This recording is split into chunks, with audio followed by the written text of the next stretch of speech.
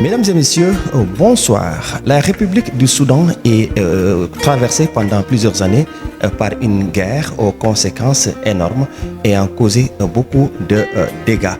Et la ville d'Al-Fasher en a payé justement un lourd tribut. Alors, comment comprendre l'origine de ce conflit qui déchire ces 6 grands pays d'Afrique de l'Est avec une population de plus de 50 millions d'habitants, le Soudan qui partage ses frontières avec 7 pays d'Afrique. Alors, quelle alternative justement pour une paix définitive dans cette partie du continent africain? Élément de réponse dans cet entretien spécial avec son Excellence, Monsieur l'ambassadeur de la République du Soudan au Sénégal. À tout à l'heure.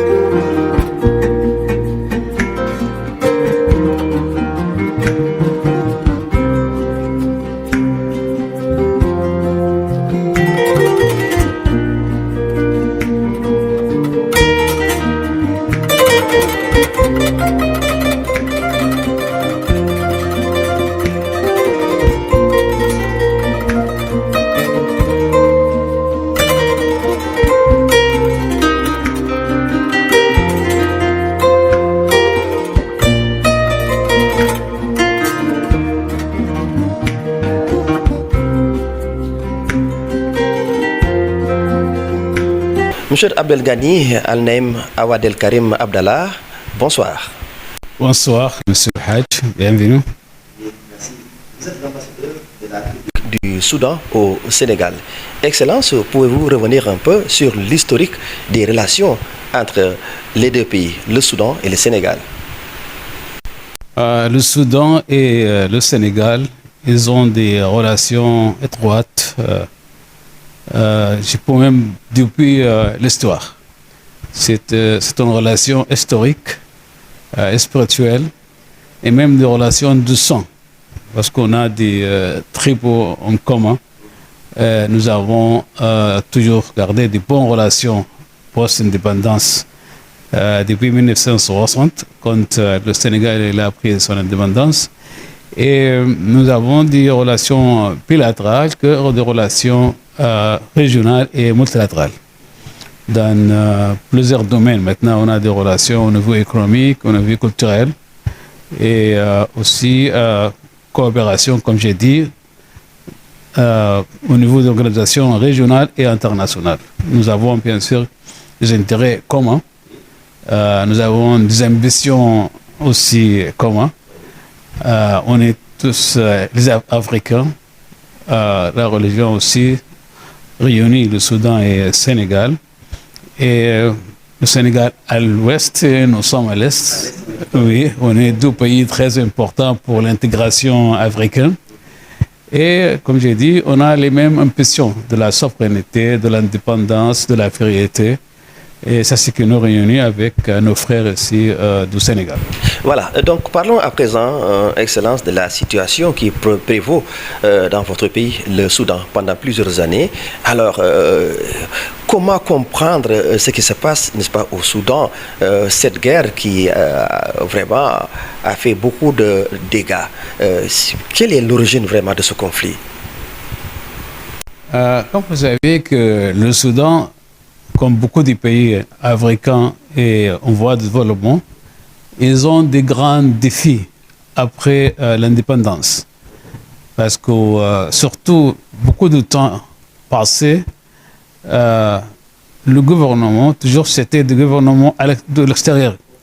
Par exemple, dans le cas du Soudan, c'était la Grande-Bretagne et aux autres. Et la constitution des États même, et le développement, tout ça, c'était pas dans les mains des nationaux, de nos populations africaines ou soudanaises. Si nous avons à être confrontés avec des défis et ajoutant à ça aussi des problèmes après la guerre froide qui fait beaucoup aussi de dommages internes, parce que c'est pas simplement au niveau des relations internationales, mais même au niveau aussi interne. Le Soudan, comme les autres pays, nous avons confronté ce type de problèmes. Mais comment on va avoir un système politique stable et comment nous voulons arriver à un développement comment on dit, balancé entre le centre et les autres régions et tout ça. Parce que l'État que nous avons hérité, qui était après l'indépendance, c'était un État plus central. Alors nous avons ce type de challenge et défis, et nous avons confronté ces problèmes-là. Ça, c'est peut-être l'origine de tous les problèmes que nous avons au Soudan. Mais le dernier conflit était parce qu'il y a un paramilitaire qui est venu du conflit qui est déjà au Darfour. Et à partir de 2019, le gouvernement a essayé d'intégrer ces paramilitaires, force, mais ils ont refusé.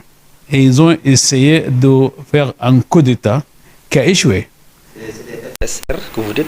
Oui, c'est les forces rapides de soutien rapide, qui était un paramilitaire. Maintenant, il est devenu un milice terroriste qui attaque les populations. Parce que où ils ne sont pas disciplinés de la même façon que l'armée nationale du Soudan qui date depuis 1925. Et c'est pour ça que le gouvernement, avec l'armée, ils ont essayé de les convaincre, c'est mieux si vous l'intégrez, parce qu'il y a des règles à respecter, il y a des conventions internationales, mais parce qu'ils ont déjà beaucoup d'armes. Et aussi, il y a des autorités des Émirats arabes unis qui s'intéressent beaucoup alors au Soudan et autres, parce que le Soudan, c'est un pays très stratégique au niveau de l'Afrique de l'Est, à côté, il donne à la mer Rouge, où il y a 15% de commerce. Aussi, au-delà de l'Érythrée, c'est l'océan Indien. C'est un pays riche. Et même après la succession, même après la séparation du Soudan dessous, le Soudan est toujours le 3e pays africain au niveau de la superficie, avec 50 millions. Et alors, ils ont utilisé ces milices de contrôler le Soudan parce qu'ils s'intéressent à des portes du Soudan, à l'aéroport et à une mine, surtout l'or, et la richesse aussi de la terre du Soudan. Mais avant, on n'a jamais eu de problème avec les Émirats arabes unis. Par contre, nous avons aidé les Émirats arabes unis dans sa construction, dans sa formation, parce que son indépendance c'était en 1971 et le Soudan après son indépendance en 1956. Alors, c'est des problèmes internes qui ont été utilisés par des forces externes et au-delà, ceux qui vendent des armes aussi. Toujours les Émirats arabes unis. Les Émirats arabes unis qui s'apportent directement avec des milices, avec des armes, avec même des mercenaires qui viennent même au-delà de l'Afrique, jusqu'à de la Colombie. Et tout ce que j'ai dit ici, c'est documenté par les organisations internationales, par les organisations non gouvernementales internationales et par des médias qui sont très importants comme le Newsweek, Washington Times et autres. Voilà, et parce que dans vos explications, effectivement, nous entendons le nom des Émirats arabes unis, donc qui serait derrière vraiment ces milices. Alors aujourd'hui, Excellence, Monsieur l'ambassadeur, comment évolue bien la situation sur place actuellement? Bien sûr qu'ils ont bénéficié, les milices, quand ils étaient à Khartoum. Oui. À certains moments, ils ont même contrôlé une grande partie de Khartoum. La capitale. La capitale et autres États au centre, à l'Est. Ils ont fait beaucoup de, contrôle, plusieurs États. Mais maintenant, ils sont sortis de tous ces États, de la capitale, des autres États, parce que c'est une milice. Notre armée, c'est une armée professionnelle. Tout à fait. Qui a pris des étapes nécessaires pour réussir à contrôler maintenant la capitale et tous les autres États, sauf maintenant partie d'un État qu'on appelle Kordofan et Darfour. C'est-à-dire qu'ils sont venus d'où ils sont venus, Darfour. Alors, comme j'ai dit, Monsieur le Hadji, que les milices, ils ont une stratégie de dépopulation du Soudan. D'accord. Alors, ils forcent les populations civiles de partir de leur maison pour voler, violer, ébillage. Et il y en a des mercenaires qui sont venus malheureusement des pays du Sahel ou de l'Afrique de l'Ouest, avec une idée d'établir un émirat arabe. Ah ouais? Oui, ça c'est qu'ils ont ou dit même. C'est facile de trouver tout ce que j'ai dit, c'est à l'Internet. La documentation, c'est les acteurs eux-mêmes qui font cette déclaration, que leur intérêt de faire des populations forcées et des déplacements et forcer les populations de partir. C'est pour ça que les populations, ils vont où l'armée s'installe. D'accord. Oui, c'est... Voilà. Et des villes comme Al-Fasher bien, sont tombées justement sous les mains de ces forces dont vous venez donc d'évoquer le nom, les milices, les FSR. Et comment vous pouvez vous expliquer vraiment cette prise, n'est-ce pas, de la ville d'Al-Fasher face à une armée aussi soudanaise, aussi professionnelle, comme vous le dites? Comment expliquez-vous cela? Tout d'abord, notre armée, quand ils font des défenses, oui, et quand ils défendent, ils pensent beaucoup à des civils. Le coup civil, c'est très important dans la stratégie et les tactiques d'armée. Oui. C'est pour ça que l'armée, elle a essayé son maximum de que le conflit n'avoir pas beaucoup de coups humains. Tout à fait. Et les milices, ils ont besiégé de contrôler autour d'Al-Fasher. D'accord. Et malheureusement, le Conseil de sécurité, il a fait une déclaration qui n'est pas appliquée, qui demandait les milices et RSF oui, de partir, de laisser les civils, les populations civiles. Ça, c'était depuis juin ou avril 2024. oui, Et, mais ils n'ont pas reçu. appliqué. Oui. Et Respecter vraiment ces recommandations des Nations Unies. c'est une résolution. Oui. Force que les milices doivent laisser les populations de vivre d'une façon Oui, normale. tout à fait. Toi. Mais les milices ils ont continué à attaquer de l'eau, de l'électricité, les hôpitaux, tout ce qui est nécessaire pour la vie quotidienne. Et en même temps, attaquer les populations.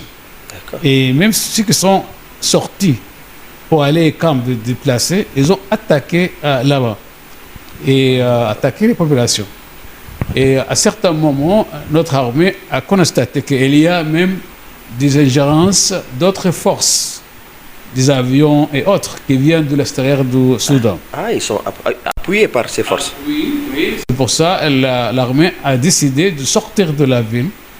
Ils n'ont pas gagné en guerre. Leur guerre, c'est contre les populations. Et c'est ça, c'est une tactique, ça fait partie de la tactique de l'armée. Si vous allez perdre beaucoup de population, il ne faut pas rester. Il faut pas, même vous, au face, on pense qu'ils ont perdu un roi ou la terre. Ça, c'est pas le plus important. Le plus important, c'est de protéger les civils.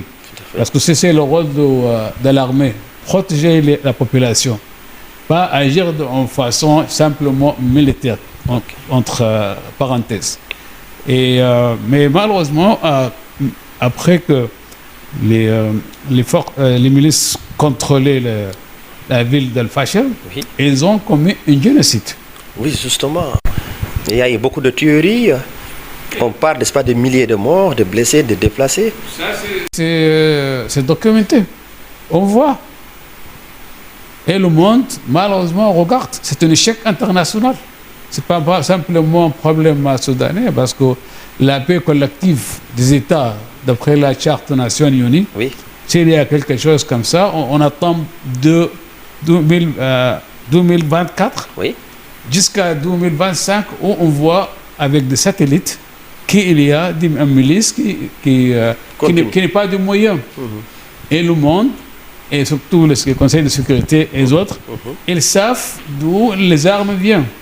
Ils savent qui aide les milices de faire des massacres. Oui, tout à fait. Mais malheureusement, c'est les contrats commerciaux, des alliances qui n'ont pas laissé ces puissances de grande importance au niveau international de ne voir pas le massacre. Oui, et pourtant le Conseil, n'est-ce pas, des droits de l'homme des Nations Unies a ordonné à ce qu'une enquête soit menée sur ces génocides, n'est-ce pas, d'El Fasher. Tout de même. Je ne pense pas qu'on a besoin d'une enquête. Parce que les documentations avec l'Organisation de la Santé, l'Organisation internationale de la santé et autres, même avec les satellites depuis les États-Unis, oui. Tout le monde voit ce qui se passe. Parfois, quand on dit on va faire une enquête, ouais. ça c'est pas... très approprié. Oui, bien sûr. Il faut toujours être sûr de ce qu'on fait, ce qu'on ne fait pas. Mais quand on a les évidences, par les acteurs eux-mêmes, il y a un qui dit que moi, j'ai tué 12 000 personnes. 12 000 plus. Il a dit, je ne sais pas exactement ce que ça veut dire plus, mais je vais commencer de zéro. Et on voit des cadavres, des pauvres personnes qui ont été tuées, des femmes, des enfants, des gens âgés, même des malades. Ils ont attaqué un hôpital. Ils ont tué 465 malades et staff de l'hôpital. Médical, oui. Qu'est-ce que ça veut dire un génocide? Qu'est-ce que ça veut dire un génocide si ce n'est pas ça? Tuer même les malades à l'hôpital, et les docteurs, et les gens âgés, et même les déplacés quand ils sortent, les femmes. Pourquoi les gens partent? Si ils pensent que le milice de force rapide, soutien rapide, pourquoi ils déplacent? Ils sont maintenant allés d'Al Fasher jusqu'au nord du Soudan. Ils ont laissé tout Darfour. Ils sont partis de Darfour. Maintenant, ils sont au nord du Soudan. Maintenant, ils sont au nord du Soudan. Où, avant, tandis que les milices, toujours, elles font une déclaration qu'ils vont attaquer les villes où ils sont. Parce que c'est comme ça, ils recrutent des gens pour aller participer dans leur guerre de vol, viol, pillage. Ok, d'accord. Voilà. Et cela est tout d'autant plus important.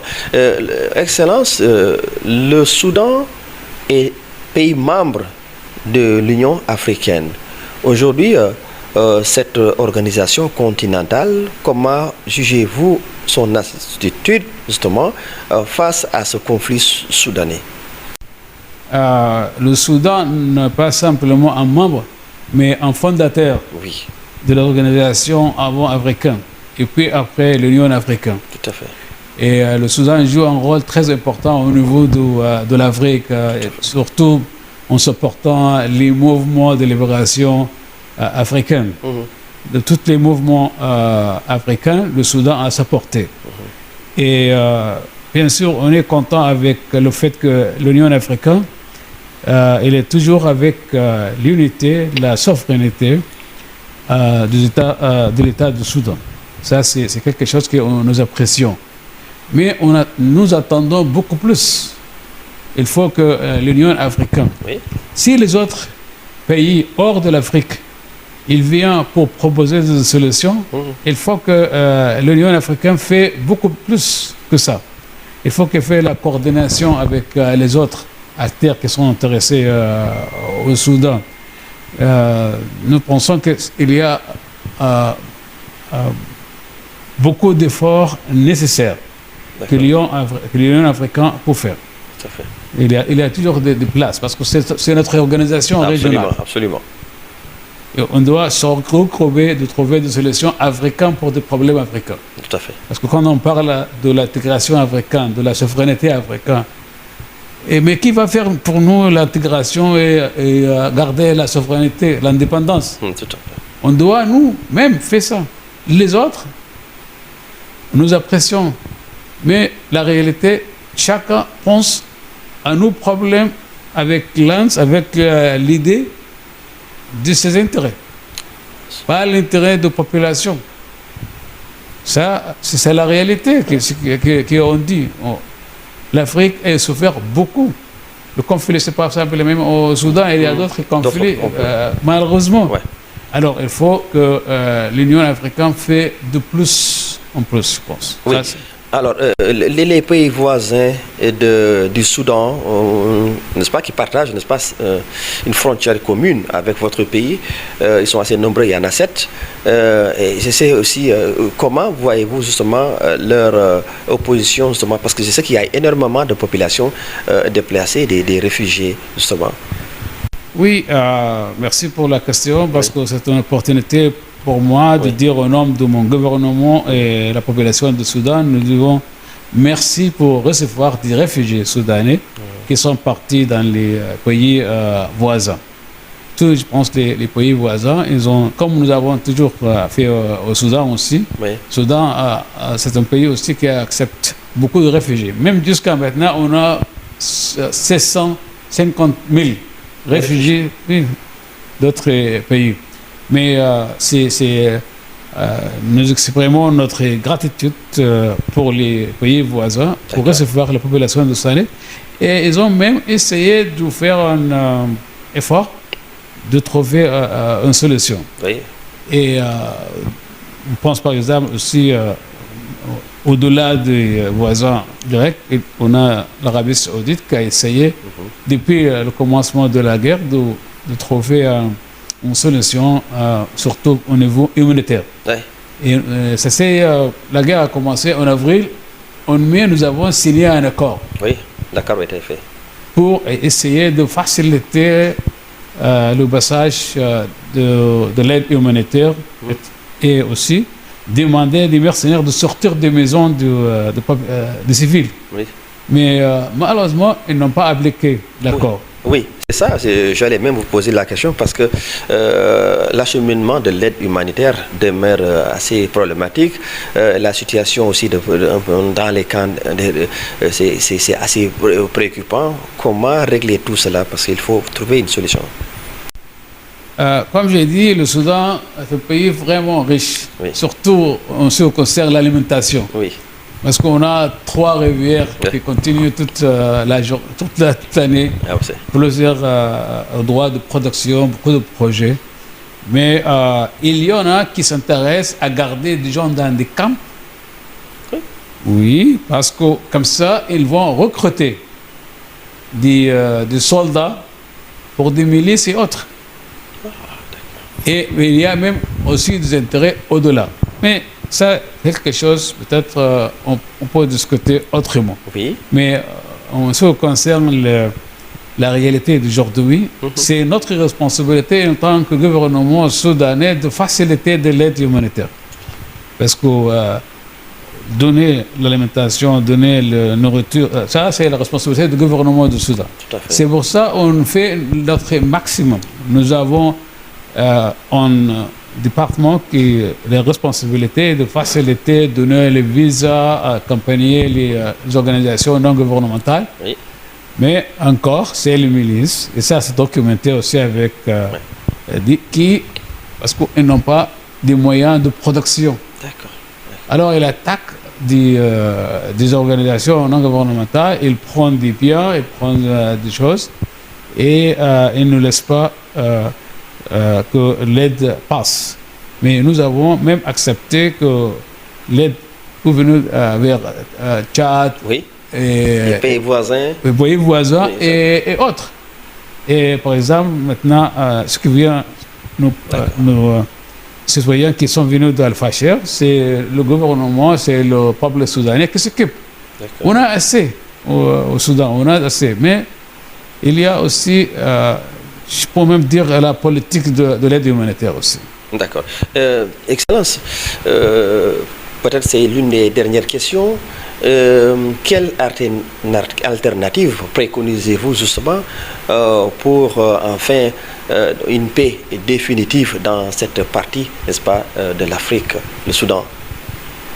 Je pense que la solution est très simple. Oui. Le Soudan est un État membre des Nations Unies Oui.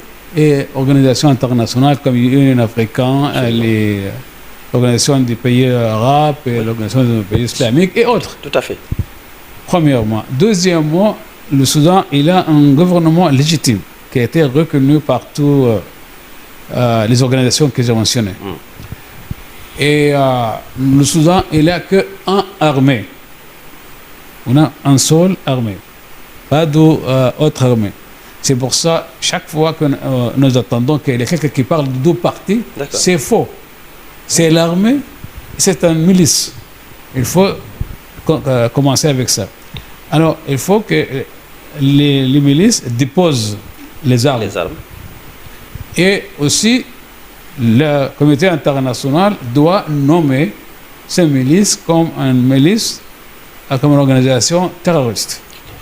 Ça, c'est très important parce que c'est quoi le terrorisme si ce que les milices font, ce n'est pas un terrorisme. Et la deuxième chose, il faut que troisième chose, excusez-moi, c'est le comité international doit mettre pression sur les autorités des Émirats arabes unis d'arrêter de fournir des milices avec des armes et mercenaires. Et faire un couvrage politique et diplomatique pour essayer de légitimiser les faits de milices. Tout à fait. Et nous avons aussi un plan pour la paix au Soudan. Oui, une période de transition après laquelle on va avoir des élections. Ça, c'est une proposition que nous avons parce que c'est comme ça, normalement, quand on fait un changement politique, c'est à partir d'un système démocratique qui laisse tout le monde peut exprimer. Et les pays africains, comme nos frères ici au Sénégal, je pense que c'est aussi, si vous me permettez aussi d'exprimer notre remerciement pour le gouvernement du Sénégal, sous le leadership de son Excellence Bassirou Diomaye Faye, pour leur support pour la paix, l'unité et la souveraineté du Soudan. Tout à fait. Et aussi pour les populations frères du Sénégal, après le génocide qui a été fait à Al-Fashir, il nous a bien supporté moralement pour nous visiter ici à l'ambassade, exprimer leur soutien pour la population Al-Fashir et tout le Soudan. Et pour eux, on dit merci et Jarajef. Voilà. Excellence, merci. Merci vraiment. Peut-être juste un dernier mot, un message. Un message que nous, en tant qu'Africains, on ne doit pas attendre beaucoup jusqu'à ce que le feu parte d'une maison à l'autre. À l'autre, oui. C'est le temps d'agir.